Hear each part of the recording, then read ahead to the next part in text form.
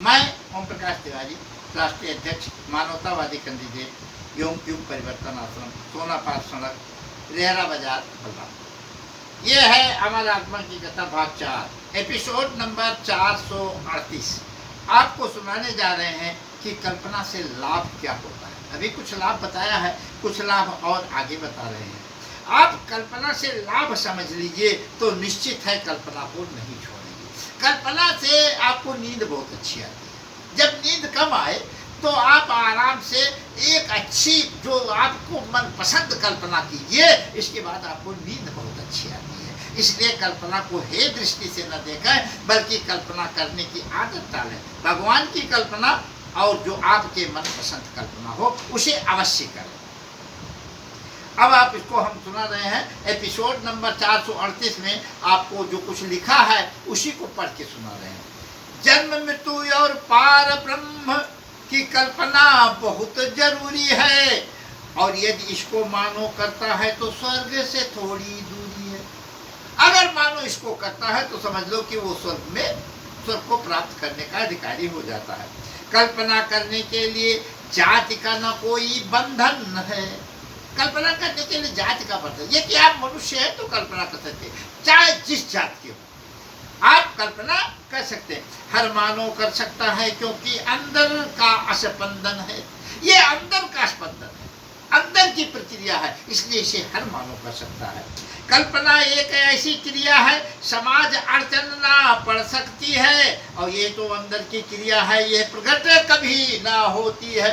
ये अंदर की प्रक्रिया है, हर मनुष्य के अंदर की प्रक्रिया है, हर मनुष्य की गोपनीय तथ्य है। इसलिए कल्पना आप कर सकते हैं, इसमें समाज कोई अड़चन भी नहीं पड़ सकती। इस प्रकार से हर मानव अपने को शुद्ध कर सकता है, और चाहे जिस जाति धर्म का हो भवसागर से तर सकता है। चाहे जिस जाति का हो, चाहे जिस धर्म का हो, कल्पना सब करते हैं, लेकिन कल्पना से लाभ और हानि नहीं जानते, कल्पना करने का तरीका नहीं जानते हैं, इसलिए नहीं जो है सही नहीं कर। अन्यथा भवसागर से तरने का एकमात्र उपाय कल्पना आप कर सकते हैं। जीवन सुखमय बनाने के लिए 4 क्रिया करनी होगी, और शांति का जीवन बिता करके जीवन यात्रा करनी होगी। अब जीवन यात्रा तो करना, आप पैदा हुए हैं तो मरना है, और पूरी यात्रा को पूरा करना है। इसके लिए 4 प्रक्रिया हमने बताया है, वो चारों प्रक्रिया आप अवश्य करें कल्पना के माध्यम से। इसी 4 प्रक्रिया से पार ब्रह्म का दर्शन हो जाएगा, और सारा जीवन सुखमय बिताकर मोक्ष को पाएगा। ये 4 प्रक्रिया जो हम बताने जा रहे हैं, इस प्रक्रिया से मानव को मोक्ष प्राप्त होगा और सारा जीवन सुखमय बीतेगा, आनंदपूर्ण जिंदगी बिताएगा। मानव के कल्याण के खातिर विचार 4 पर कर डाला, और अपने जीवन संचालन में चारों को उतार डाला। हम अपने जीवन के संचालन में इन 4 को उतारा है, और मानव के कल्याण के लिए 4 पर मैंने लिख दिया है, विचार किया है। और इस 4 को आप भी सुने, अगर अच्छा लगे तो करें, नहीं अच्छा लगे तो ना करें, वो तो आप जाने, आपका काम जाने। क्योंकि जाका प्रभु दारुण दुख दई है, ता करम की पहिरन हरि नहीं है। अगर आपको को दुख पाना है तो मत मारी है, 4 को मत कीजिएगा। कोई लाइक सब्सक्राइब शेयर करता है, कोई नहीं करता है तो नहीं करता है, ना करो भैया।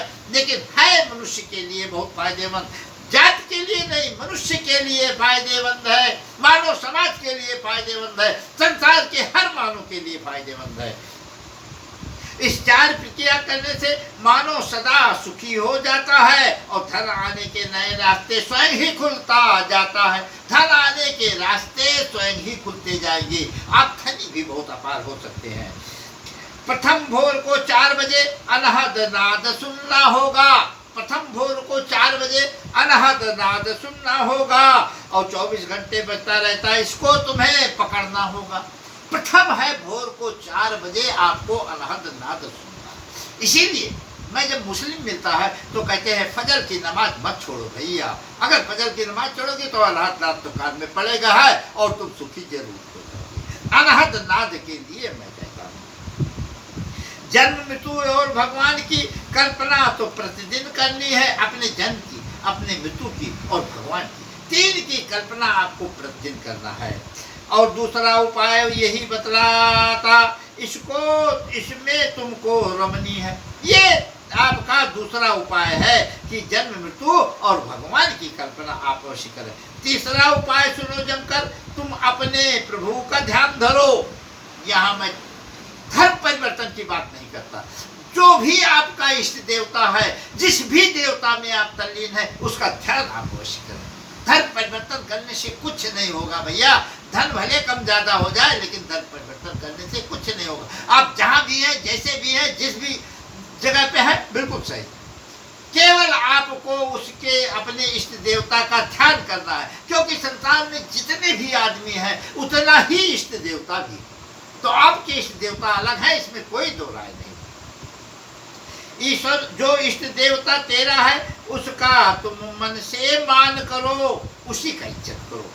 अब आगे चौथा उपाय बतलाता हूँ, इसको करना मन भावेगा। आलस्य त्याग कर काम करो, यह सारा सुख दे जावेगा। आलस्य त्याग दो।